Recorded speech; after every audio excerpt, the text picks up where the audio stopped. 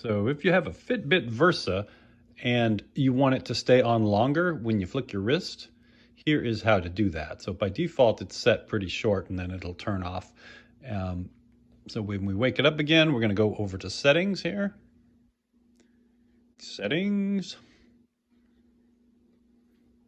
And then you see brightness, and then under that you see screen timeout. So time before the screen sleeps. So if you hit that, you can move it from 10 seconds to 15 to 20 to 45, and then 60 is going to be your max. So if we leave it there, then when we turn it on, it's just going to stay on for 60 seconds. And that gives you a little more time to look at your watch. So if you want to have more time to look at your watch, that's the way to do it. Now, another thing you can do in workouts, like let's say you don't mind it being on for 10 seconds when you're in your normal life, but if you're on a run, you want it to be on all the time. Click the little gear while you are in the workout. Always on screen.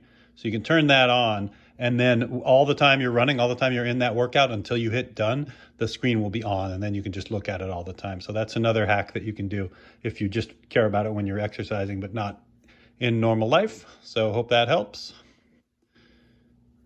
Get out there and get running.